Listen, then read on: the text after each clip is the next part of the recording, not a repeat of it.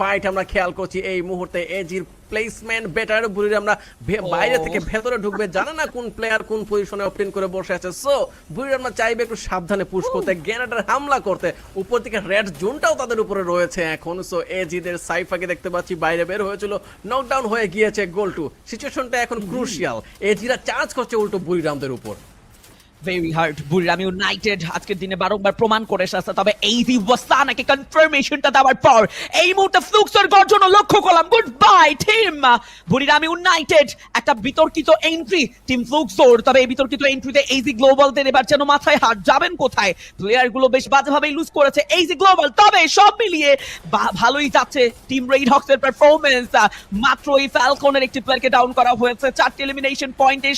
সাথেই red Hawks এই ম্যাচে জানো তাদের সেই আবার রূপ ধারণ করা শুরু করেছে লক্ষ্য করুন ইলিউশনিস্ট ভাই with a 4 elimination point red Hawks এর কাছে এখনো 3টি প্লেয়ার সো পজিশন ওয়াইজ আমার মনে হয় প্রিভিয়াস ম্যাচগুলো তুলনায় রেড হক্স অন্তত লাস্ট ম্যাচে এসে যথেষ্ট ভালো কামব্যাক দিচ্ছে তবে yes Fluxo this team is really brilliant performance অতর্কিত এবং বেশ কিছু জায়গায় তাদের অ্যাগ্রেসিভ রোটেশন বেশ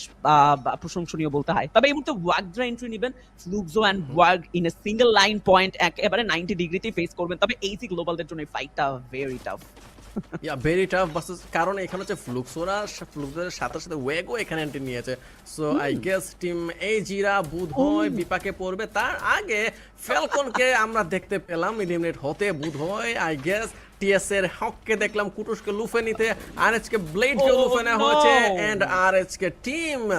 যে ছন্দে আমরা ফিরতে দেখছিলাম ভেবে ফিল করছিলাম একটু আগে সেই ছন্দ এখন বোধহয় পতন হলো আজকে টিমকে বিদায় নেওয়া লেগেছে এবার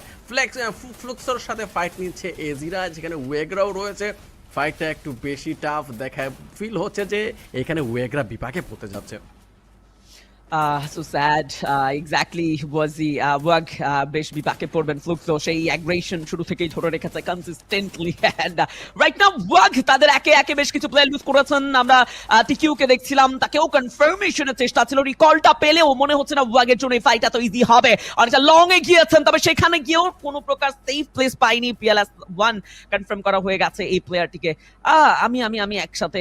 একটু মেনশন করতে চাইবো একই সাথে যে রেড হক্স 4 এলিমিনেশন হ্যাশট্যাগ 8 এই কনফার্মেশন হয়তোবা 8টি পয়েন্ট বা something like that point collect করতে পেরেছে তবে #7 ওয়াগদের জন্যই ছিল #7 এলিমিনেট হয়েছে team Wag and last 6 squad still Fluxo upper গ্রাউন্ডে রয়েছে এবং সেখান থেকে প্রেসার ফেস করছেন পিই সেই প্রেসার দাওয়া squad O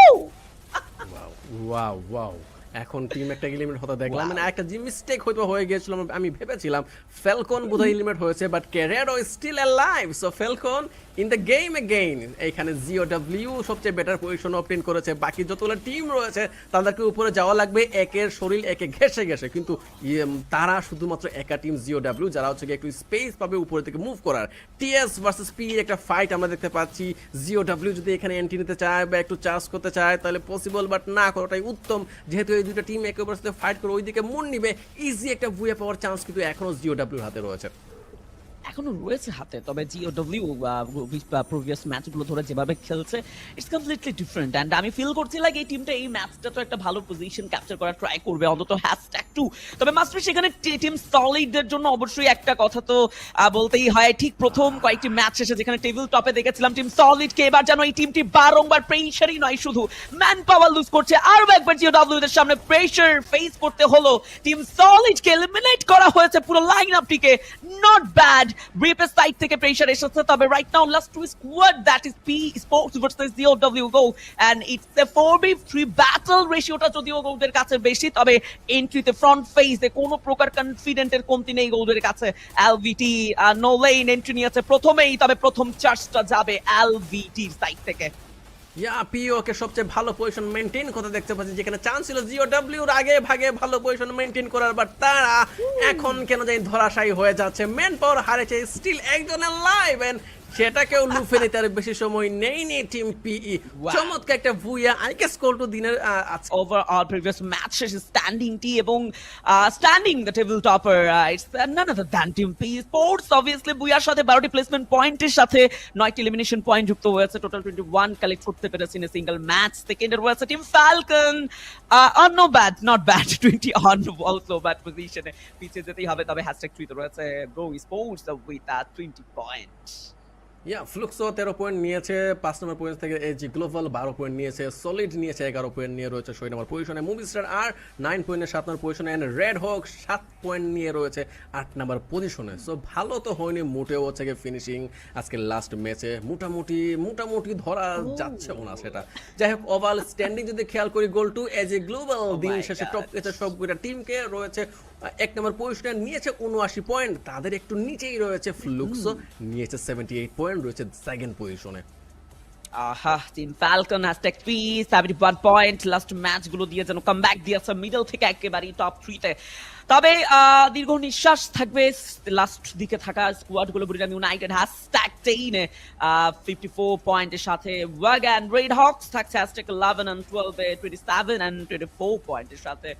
it's not looking good I guess red Hawks এর জন্য, যা একদমই ব্যাপারটা হয়তোবা বেশ মানানসই নয়। তবে রেড হকস প্রথম দিন তেমন পয়েন্ট কালেক্ট করতে না পারলেও পরবর্তী দিনগুলোতে লুশনিস ভাই লড়াইটা বেড়ে যাবে এবং তাদের প্রেশারটা কয়েক গুণে বেড়ে যাবে। কারণ 3 গুণ বেশি পয়েন্ট ছিল ফার্স্ট টিমে থাকা টিমটার, স্ট্যান্ডিং এ 1 নম্বর থাকা টিমটার। সো সেইখানে আরএসকের কিন্তু পজিশন অনেক বেশি লোতে। যাই হোক আমরা টিম স্টেট দেখতে পাচ্ছি বুয়া নেয়া টিম পিইর সাইড থেকে, যেখানে পিই নেরো হয়তোবা এমবিপি এই ম্যাচের কিল কতটা সেটা বলা যাচ্ছে না। নোলানকে দেখতে পাচ্ছি সেইখানে স্টিফি ইউজ করেছে টিমের জন্য, অস্কার ইউজ করেছে এলভিটি এবং স্কাইলার ইউজ করেছে লাহো, যে ছিল টিমের স্নাইপার প্লেয়ার। এন্ড সব থেকে মজার বিষয় আমি জানি না আপনি এটা খেয়াল করেছেন কিনা যে রিসেন্টলি প্রত্যেকটা প্লেয়ারদের কম্বিনেশনে tactical market and team booster এই দুটো যেন একেবারে কমন। এবং মজার বিষয় আমি প্রিভিয়াস যতগুলো ম্যাচ দেখলাম, যতগুলো টিমকে লক্ষ্য করলাম, একদমই ক্লিয়ার ভিউ যে টিম বুস্টার এন্ড ট্যাকটিক্যাল মার্কেটটাকে তারা ইউটিলাইজ করছে খুব পারফেক্টলি। তবে যেই কথাটা আসলে বললেন যে মোস্ট ভ্যালুয়েবল অ্যাথলেট